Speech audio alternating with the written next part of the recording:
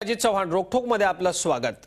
राष्ट्रवादी काँग्रेसचे अध्यक्ष शरद पवार यांनी मुख्यमंत्री पृथ्वीराज चव्हाण यांच्यावरती फाईलवर सही करताना हल्ली हात थरथरतो अशी टीका केली आणि मुख्यमंत्री आणि पवार यांच्यामध्ये वार आणि पलटवाराचा सिलसिला सुरू झालेला आहे। आपण बघतोय यामध्ये अनेक नेत्यांनी सहभाग घेतलाय, तर काही नेते यावरती बॅकफूटवरती गेलेले दिसतात। मात्र नेमक्या अशा कुठल्या फाईल्स आहेत याचा प्रश्न महाराष्ट्राला पडलाय आणि काही फाईल वैयक्तिक देखील असतात किंवा काही फाईल नियमबाह्य देखील असतात।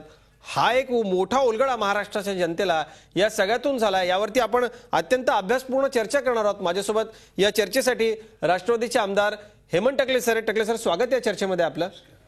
ज्येष्ठ पत्रकार अभय देशपांडे या चर्चेमध्ये माझ्यासोबत आहेत। अभय सर आपलंही स्वागत या चर्चेमध्ये। पुण्याच्या आमच्या स्टुडिओमधून रत्नाकर महाजन सर माझ्याबरोबर आहेत। महाजन सर आपलं देखील या चर्चेमध्ये स्वागत। आणि काही वेळामध्ये भाजपचे माजी खासदार किरीट सोमय्या देखील या चर्चेत सहभागी होणार आहेत। हेमंत टकले सर सर्वप्रथम आपल्याकडे येतो। महाराष्ट्रामध्ये शरद पवार कारण असल्याशिवाय बोलत नाही अशी त्यांची ख्याती आहे। नेमकं असं काय कारण आहे किंवा ही टीका जी आहे या टीकेचा अर्थ काय घ्यावा आम्ही? एकतर मला हा सगळा विषय ज्या पद्धतीने माध्यमांमध्ये आणला गेला त्याबद्दल एक प्रकारचं कुतूहल माझं मात्र वाढलं।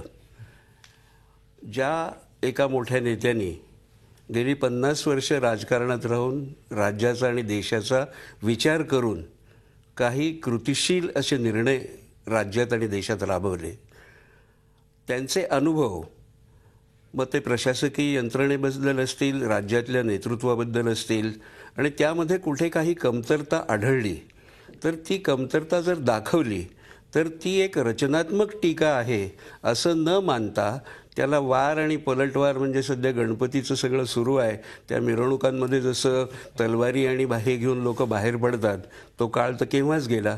पण मला वार आणि पलटवार हा ह्याच्यातला संयुक्तिक शब्द आहे हे मुळात वाटत नाही। जे काही आपल्याला ऐकायला मिळतं, जे आपल्याला बघायला मिळतं की शासन पातळीवर निर्णय प्रक्रिया प्रशासनाकडून होणारी त्याची कार्य तत्परता या बाबतीमध्ये कुठेतरी अंतर पडत चाललेलं आहे का असा प्रश्न निर्माण होता। अगदी गेल्या 2-3 महिन्यापूर्वी कुठली तरी शासकीय सुट्टी बुधवारी द्यायची का गुरुवारी ह्याच्यावरही बराच वाद झाला। कारण काय तर वेळेवर ती फाईल ज्या पद्धतीने प्रवास करायला पाहिजे होती त्याप्रमाणे झाली नाही आणि त्यामुळे ती एक सुट्टी आली आणि दुसऱ्या दिवशी तो काहीतरी सण होता। अशा प्रकारचा विरोधाभास जेव्हा तयार होतो आणि त्यावेळेला प्रत्येक वेळेला एका जाणत्या नेत्याबद्दल कुठल्या तरी स्पेसिफिक फाईल्ससाठी हा विषय आणला का असा जो प्रश्न निर्माण केला जातो, मला वाटतं ही त्यांच्या एकूण कर्तृत्वावर आणि कार्यप्रणालीवर एक प्रकारचं चुकीचं असं एक त्याचं स्पष्टीकरण केल्यासारखं मला वाटतं। कारण राज्याचे इतके महत्त्वाचे विषय आहेत की जे केवळ आता मगाशी भाजपच्या प्रवक्त्यांनी जी प्रतिक्रिया दिली आपल्याकडे की ह्याच्यामध्ये बिल्डरांचे संबंध गुंतलेले आणि बिल्डरांसाठी हे करत आहेत, मला वाटतं हे अतिशय वरवरचं असं त्याच्या मागचं अनेक आहेत। कृषीशी संबंधित आहेत, शेतीशी संबंधित आहेत, तुमच्या आरोग्याशी संबंधित आहेत, शिक्षणाशी संबंधित आहेत। आज आपण नुसत्या इंजिनिअरिंग कॉलेजच्या ह्या राज्यातल्या जागांचा विचार केला तर कशा पद्धतीचं नियोजन ह्या राज्यात आहे की ज्याच्यामुळे आज 40, 50, 60 हजार जागा रिकाम्या राहत आहेत।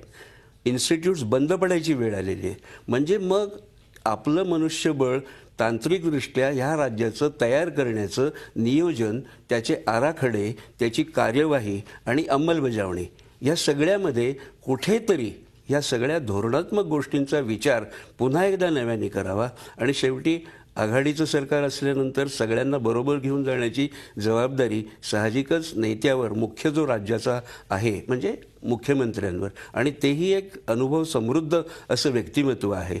त्यामुळे ह्या विषयांकडे बघून आपण जर हा प्रश्न समोर ठेवला तर मला वाटतं की ह्याच्यातून निश्चितच काहीतरी चांगलं निर्माण होण्याची शक्यता आहे। रत्नाकर महाजन सर अत्यंत सविस्तर स्पष्टीकरण आपण ऐकलं। खरं तर या दोन्हींच्या प्रतिक्रिया म्हणजे मुख्यमंत्र्यांची प्रतिक्रिया आणि शरद पवारांनी जे वक्तव्य केलं होतं तेही आपण ऐकलं असेल। काय आपली प्रतिक्रिया आहे, तुमचं म्हणणं काय आहे? ज्या पद्धतीनं हा यामध्ये काही नाही, ते फक्त शरद पवारांनी विलासरावांच्या त्या कार्यक्रमामध्ये बोलले पण त्या पाठीमागे असं फारसं काही नाहीये किंवा टीका करण्याचा हेतू नाही असं टाकले सर म्हणतायत. पटतंय का आपल्याला? मुळामध्ये यावेळी ही सारी चर्चा अनावश्यक आणि अकाली आहे. त्याचं कारण असं की महाराष्ट्रामध्ये दोन पक्षांचं काही एका विचार आणि कार्यक्रमावर आधारित वा वाईट कामाची, धोरणाची किंवा कार्यक्रमाची जबाबदारी ही सर्वांची मिळून संयुक्त जबाबदारी असते. अशा वेळी आघाडीतल्या एखाद्या पक्षाच्या नेत्यानं अशा काही सूचक पातळीवर बोलून अनावश्यक असलेली चर्चा महाराष्ट्रात सुरू करण्याची ही वेळ नाही आणि त्याची आवश्यकताही नाही. खरं म्हणजे आत्ता जिथून आपण ही लोकशाहीची संकल्पना घेतली त्या ब्रिटनमध्ये सुद्धा आघाडीचं सरकार आहे. पण त्या आघाडीच्या सरकारामध्ये सहभागी असलेले 3 पक्ष महिन्याच्या महिन्याला एकमेकांच्या उखाळ्या पाखाळ्या काढून असं जाहीरपणे एकमेकांचा उद्धार कधी करत नसतात. एवढं सुद्धा आपण जर पथ्य पाळत नसू तर आघाडीच्या राजकारणावरचा लोकांचा विश्वास कसा राहील याचाही गंभीरपणानं आणि प्रामाणिकपणानं विचार केला पाहिजे. निश्चित. मी टेकले सर आपल्याकडे येईल. खरं तर आघाडीतले एखादे नेते असं म्हणतात महाजन सर, पण पवारसाहेब हे मुख्य नेते आहेत, ते मी त्यांच्या लक्षात आणून देऊ इच्छितो. पण तुमच्याकडे मी येईलच, पण अभय देशपांडे सर मी तुमच्याकडे येतो. ज्या पद्धतीनं सुरुवातीला टकले सरांनी हा विषय मांडला तितका तुम्हाला तो सोपा वाटतो का? आत्ताच हीच वेळ का आणि अशाच पद्धतीची ही टीका का? खरं तर शरद पवारांच्या बाबतीतला जो लौकिक मी सुरुवातीला प्रश्न विचारताना सांगितला तो पाहता खरोखर यामध्ये काही नाही असं वाटतं का तुम्हाला? नाही, शरद पवारांनी पहिल्यांदाच काहीतरी मुख्यमंत्र्यांची किंवा आपल्याच सरकारची कानउघडणी केली असं नाहीये. अशा घटना मला वाटतं मागच्या बरेच दिवसापूर्वी एक नैमित्तिक उपचार झालेला आहे. प्रत्येक वेळेची कारणं वेगळी असतात. त्याची कारण मीमांसा बऱ्याचशा वेळेस पवारसाहेबांचं बोलणं जे असतं ते आपल्या ॲबस्ट्रॅक्ट पेंटिंगसारखं असतं. त्याचे अर्थ आपणच लावायचे असतात आणि त्याच्यात बऱ्याचशा वेळेस पवारांना ते कुठले कुठले अर्थ अभिप्रेत असतात ते सगळ्या महाराष्ट्राला माहिती आहे. महाराष्ट्राने ते खूप मोठे नेते आहेत, खूप वर्ष राजकारणात आहेत. प्रश्न असा आहे की मगाशी टकले साहेब म्हणाले की त्यांच्या अनुभवाचा त्यांना फायदा करून द्यायचा असेल, मार्गदर्शन करायचं असेल तर तो अधिकार त्यांना आहे. तो अधिकार कोणीच नाकारलेला नाही. प्रश्न आहे तो जाहीरपणे व्यासपीठावर करणं. एक आघाडीच्या राजकारणात मगाशी महाजन सर म्हणाले ते अगदी बरोबर आहे की आघाडीच्या राजकारणाचा काही धर्म आहे. तो धर्म जो वेळेस पाळला जातो त्याच्यासाठी काही मतभेद असतील, काही मतभिन्नता असतील तर त्या सोडवण्यासाठी एक मेकॅनिझम तयार केलेलं आहे. त्याचं नाव आहे समन्वय समिती नावाचं. तर ते मेकॅनिझम असताना अशा जाहीरपणे, आणि पवारसाहेब असं बोलण्यासाठी कधी प्रसिद्ध नाही आहेत की सह्या करताना तुमच्या हाताला लकवा भरतो का, हे वाक्य असं फारसं त्यांच्याकडनं अशा पद्धतीची भाषा ऐकायला मिळत नाही. त्याच्यामुळे याचा मागचं मला वाटतं कारणही तसं असावं. आता कारण काय आहे हे ते दोघंच सांगू शकतील. कारण मुख्यमंत्री सांगतात की मी सार्वजनिक हिताची कुठलीही फाईल माझ्याकडे प्रलंबित नाही आहे, फक्त मी व्यक्तिगत हिताच्या किंवा जेथे नियमबाह्य की सवलती द्यायच्या असतात त्या फाईल्सबाबत मी काळजीपूर्वक निर्णय घेतो. राष्ट्रवादी काँग्रेस म्हणते की आम्ही सार्वजनिक हितांच्याच फाईलबद्दल बोलतोय. पण हे दोघंही सार्वजनिक हिताची कुठली फाईल अडली आहे, कुठली योजना अडली आहे, कुठलं काम अडलंय हे सांगत नाहीत राष्ट्रवादी काँग्रेस. किंवा मुख्यमंत्री माझ्यासाठी कुठल्या व्यक्तिगत कामासाठी दबाव येतोय हे ते सांगायला तयार नाहीत.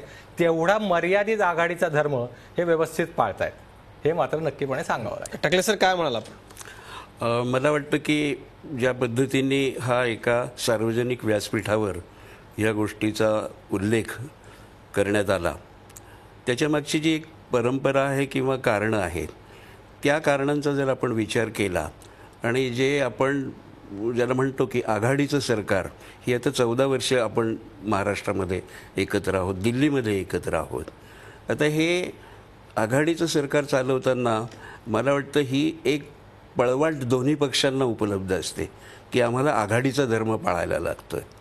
शेवटी एक कॉमन मिनिमम प्रोग्राम घेऊन जेव्हा आपण जातो त्यावेळेला सगळ्यांची सहमती मिळवणं ही दोन्ही बाजूची जबाबदारी आहे.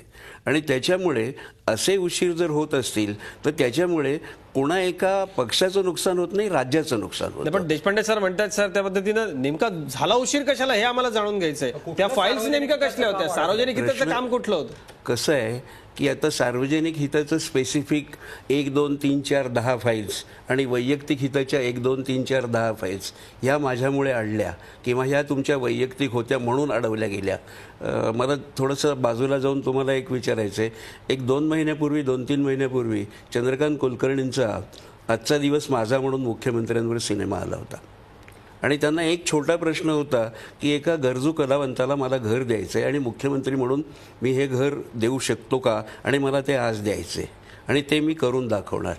आता ह्याच्यात सार्वजनिक बाब होती, वैयक्तिक बाब होती का तुमच्या संवेदना जागरूक करून तुम्हाला हे प्रश्न सोडवायचे ही तुमची जनतेशी महाराष्ट्रातल्या बांधिलकी होती असा प्रश्न आहे.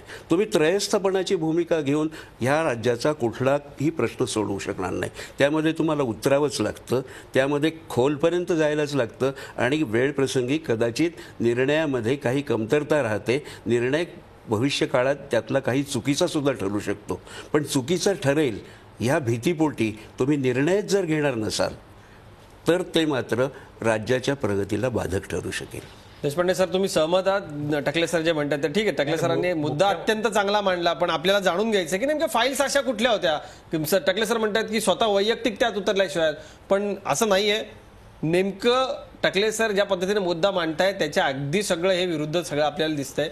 काय सांगाल? नाही, मुख्यमंत्र्यांच्या कार्यपद्धतीबद्दल म्हणाल तर मागच्या आघाडी सरकारचा एकूणच अनुभव घेतला आपण. म्हणजे विलासराव देशमुख असतील, सुशीलकुमार शिंदे असतील, नंतर अशोक चव्हाण असतील. विलासराव देशमुखांच्या 2 टर्म ज्या वेगवेगळ्या मला वाटतं दृष्टिकोनातून बघाव्या लागतील, त्यात कारण खूप मोठा फरक आहे त्यामध्ये. या सगळ्यांचा अनुभव लक्षात घेतला तर हे पृथ्वीराज चव्हाण हे दिल्लीहून आलेले होते. त्यांच्या कामाची पद्धत वेगळी आहे, त्यामुळे ते दिल्लीहून आले. राज्याच्या राजकारणाबद्दलचा त्यांचा अनुभव मर्यादित होता ज्यावेळेस आले त्यावेळेस. त्यामुळे बराच काळ त्यांनी तिथलं आधी मुळात सगळं समजावून घेतलं. त्यामुळे त्या काळात थोडासा मला वाटतं की विलंब झाला असेल. म्हणजे त्या काळात विशेषतः अतिशय काळजी घेत होते, कारण आपल्या पूर्वाश्रमीच्या मुख्यमंत्र्यांची काय अवस्था झाली काही निर्णयामुळे हे त्यांनी पाहिलेलं होतं. आणि पुढचा ठेच मागचा शहाणा असेल तर त्यात काय मला वाटतं विवाद करण्याचं कारण नाही. प्रश्न असा होता की सुरुवातीच्या काळात ते होतं, पण मागच्या 1-1.5 वर्षाच्या काळात की मुख्यमंत्र्यांच्या पातळीवर कुठला मोठा निर्णय आणलाय आणि राष्ट्रवादी काँग्रेस त्याबाबत आग्रही आहे असा कुठलाही विषय मला तरी आज तरी आठवत नाहीये. आणि आता सुद्धा टकले साहेब सर्वसाधारण ढोबळ बोलतायत, पण हा निर्णय मुख्यमंत्र्यांमुळे आडलाय असं एक मला वाटतं की ABCD सगळे सांगू नका, पण अशी 4 तर उदाहरणं द्या की ज्याच्यामुळे एवढा त्रागा राष्ट्रवादी काँग्रेसचा होतोय.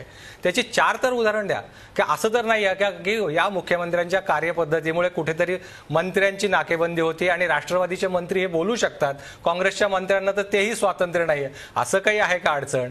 ही असेल तर त्यांनी स्पष्ट माझं म्हणणं की त्यांनी 4 कामं अशी सांगावीत की ही सार्वजनिक हिताची कामं होती आणि ही केवळ मुख्यमंत्र्यांमुळे अडकलेली आहेत. अगदी आपल्याला एक ब्रेकची वेळ झाली. तर वार आणि पलटवार अशी चर्चा आपण करतोय. हेमंत टकलेंनी अत्यंत नेटानं बाजू लावून धरली आहे. किरीट सोमय्या देखील या चर्चेमध्ये आपल्याबरोबर सहभागी झालेत. आता किरीट सोमय्या, मी आपल्याकडे येतो, पण तत्पूर्वी अभय देशपांडे, आपल्याला किरीट सोमय्यांना काही सवाल करायचा आहे, तो तुम्ही विचारा. आपण थेट जाऊयात किरीट सोमय्यांकडे. नाही, मला वाटतं की मागच्या काही वर्षांमध्ये असा एक अनुभव येतोय राष्ट्रवादी काँग्रेसचा की राष्ट्रवादी काँग्रेस एकाच वेळी सत्तेत राहून विरोधी पक्षाची जागा व्यापायचा प्रयत्न करत आहे. कारण विरोधी पक्ष ज्या प्रमाणात आक्रमक असायला पाहिजे सरकारच्या बाबतीत तेवढा दिसत नाही.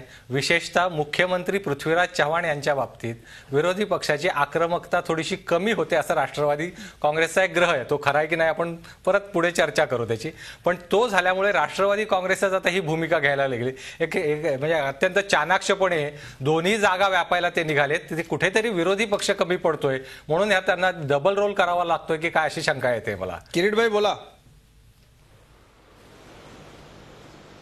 नाही, अभयचं बोलणं मी त्याला गंभीरतेने घेतो आणि भाजपने अधिक आक्रमकता आणली पाहिजे. भ्रष्टाचार, महागाई, अनाचार, अत्याचार या विषयात हे मान्य आहे. आता जो ग्रह आहे तो कुणाचा कुणाबद्दल आहे हा एक वेगळा विषय आहे. म्हणजे राष्ट्रवादीना ग्रह असा आहे की किरीट सोमय्या फक्त आमच्यावरच वार का करतो, का पृथ्वीराज चव्हाणवर करत नाही. हा ग्रह राष्ट्रवादींचा हे मला मान्य आहे भाई की आम्ही जे राष्ट्रवादीचे एक एक एक एक कुभांड बाहेर येत आहेत आणि त्यावेळेला अशोक चव्हाण किंवा आणखीन तत्पूर्वी त्यांचे दुसरे मुख्यमंत्र्यांचे जेवढे घोटाळे होते त्या तुलनेत पृथ्वीराज चव्हाण थोडे त्या घोटाळे स्वतः नाही करत, स्वतः भ्रष्टाचार नाही.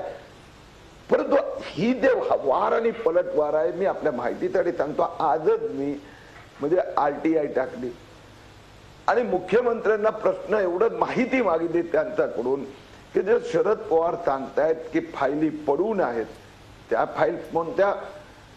आणि पृथ्वीराज चव्हाण साहेब, ही आम्हाला माहिती द्या की तुम्ही म्हणतात की व्यक्तिगत, इंडिव्हिज्युअल आणि इरेग्युलर या फायली मी तया करत नाही, तर शरद पवारनी ज्याचा संदर्भ दिलेले आहेत त्या व्यक्तिगत आणि व्यक्तिगत फायदेचा आणि इरेग्युलर फायली तुमच्याकडे पडून आहेत, जे राष्ट्रवादी आणि शरद पवार तुमच्यावर दबाव आणतात, त्याची माहिती जनतेपुढे येऊ द्या. आमचा मुद्दा एवढाच आहे की आता शरद पवार बरोबर बोलत नाहीये, दिशाभूल करतायत, किंवा पृथ्वीराज चव्हाण लोकांना स्वतः प्रामाणिक आणण्याचा आव आणून फाईल यासाठी पेंडिंग ठेवल्या की ते बिल्डरचा आहे की रिझर्वेशनचा आहे का प्लॉटचा आहे, माझा टक्का काय, आमच्या काँग्रेसचा निवडणूक निधी यातनं आम्हाला किती मिळतोय, त्यासाठी त्यांनी थांबून ठेवल्या आहेत. महाजन सर, मी आपल्याकडे येतो. हा एक मुद्दा आहे जो किरीट सोमय्या यांनी आत्ता मांडला, तो त्याचा तुम्ही उत्तर द्या. पण तत्पूर्वी एक उत्तर आपल्याला हवं आहे, ते म्हणजे पवार साहेबांची जी भाषा होती, पवार साहेब अशी भाषा साधारणतः कधी वापरत नाहीत. हाताला लाकवा भरलाय का? मुख्यमंत्र्यांच्या बद्दल अशी भाषा पवारांनी वापरली आहे, काय म्हणाल या दोन्ही मुद्द्यांबद्दल उत्तर आपल्याकडून?